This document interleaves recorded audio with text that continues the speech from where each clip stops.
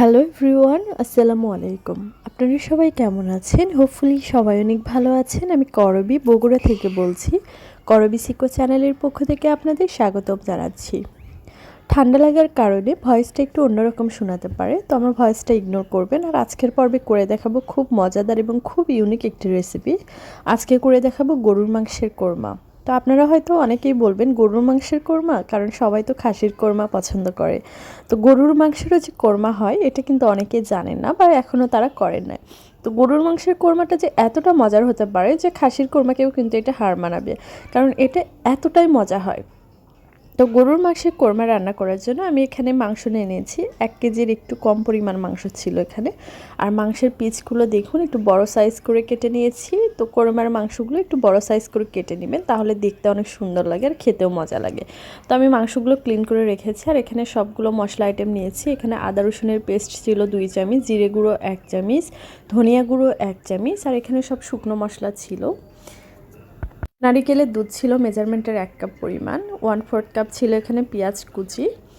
তো পেঁয়াজগুলো কিন্তু একদম কুচি কুচি করে কেটে নিয়েছি। আর এখানে ছিল পেঁয়াজ বেরেস্তা ছিল কিছু পরিমাণ। আর এখানে ছিল লবণ পরিমাণ মতো। এখানে কাঁচামরিচ নিয়েছি 4টার মতো। এখানে লেবু ফালি নিয়েছি এবং এখানে ছিল মরিচের গুঁড়ো 1/2 চামচের মতো। তো যেহেতু আমি কোরমা রান্না করবো এই জন্য মরিচের পরিমাণ একটু কম, এটা একটু মিষ্টি মিষ্টি হবে খেতে। আর এখানে আমি বাদাম বেটে রেখেছিলাম। তো এই পর্যায়ে এখন আমি যেটা করব, আগে মাংসের মধ্যে পেঁয়াজ কুচিগুলো দিয়ে দিব, দেন আদা রসুন বাটা, দেন এখানে পেঁয়াজ বেরেস্তা দিয়ে দিব, পরিমাণ মতো লবণ, এখানে ধনিয়া গুঁড়ো, জিরে গুঁড়ো, মরিচের গুঁড়ো এবং এখানে শুকনো মশলা রেখেছি।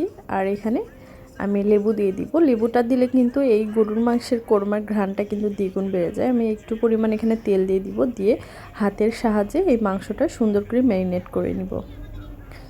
তো গরুর মাংসের কোরমাটা যদি সেম প্রসেসিংয়ে আপনারা রান্না করেন এটা খেতে কিন্তু অনেক মজা হয়।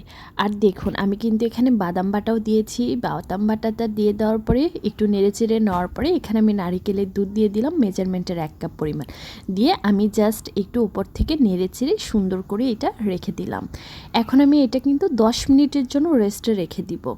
দেন 10 মিনিট পরে এটা আমি চুলায় বসিয়ে দিব। তো 10 মিনিট পরে আমি এটা চুলায় বসিয়ে দিয়েছি। আর এখন কিন্তু আমরা মিডিয়াম হিটে এটা সেদ্ধ করে নিব। তো আপনারা চাইলে কিন্তু লো হিটেও এটা সেদ্ধ করে নিতে পারেন। তো আমি কিন্তু মিডিয়াম হিটে এটা সেদ্ধ করে নিয়েছি। আর এর মধ্যে কিন্তু আমি কোনো রকমের পানি দেইনি। তো দেখুন আমি 20 মিনিট সেদ্ধ করে নেওয়ার পরে ফিরে আসলাম আপনাদের মাঝে। আমাদের মাংসটা কিন্তু সুন্দরভাবে সেদ্ধ হয়ে গেছে, যার জন্য ওপর থেকে আমি পেঁয়াজ বেরেস্তা দিয়ে দিলাম, দেন কাঁচামরিচ এবং আমি 1 চামচের মতো চিনি এবং 1 চামচের মতো এখানে আমি ঘি দিয়ে দিলাম। এতে করে গরুর মাংসের কোরমার যেই ফ্লেভার এটা কিন্তু দ্বিগুণ বেড়ে যায় এবং খেতে যে এতটা মজা লাগে। আপনারাও ট্রাই করবেন খাসির কোরমার মধ্যে এই ঘিটা দেওয়ার জন্য। যেহেতু আমাদের মাংসটা হয়ে গেছে এই জন্য আমি গরম মশলার গুঁড়ো দিয়ে দিলাম 1 চামচের মতো। দিয়ে দেওয়ার পরে এখন আমি এটা ঢাকনা দিয়ে ঢেকে দিব।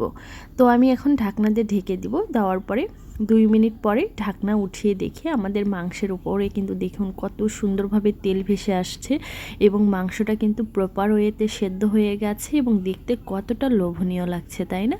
এটা খেতে যে এত মজা ছিল। এখন আমি এটা পরিবেশন করে নেব। তো দেখুন আমি কিন্তু এটা পরিবেশন করে নিয়েছি।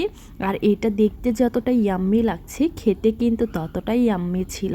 আর এই গরুর মাংসের কোরমাটা কিন্তু খাসির মাংসের কোরমাকেও হার মানাবে, কারণ এই গরুর মাংসের কোরমাটা যেদিন আমি প্রথম রান্না করেছিলাম বাসার সবাই বলেছিল যে এটা নাকি খেতে ভালো হবে না, কিন্তু এই গরুর মাংসের কোরমাটা যে এতটা মজা ছিল যে সবাই এটা খেয়ে প্রশংসা করেছে এবং বাসায় তো বলেই দিয়েছে যে এখন থেকে আমরা খাসির কোরমা খাবো না, আমরা কিন্তু গরুর মাংসেরই কোরমা খাবো।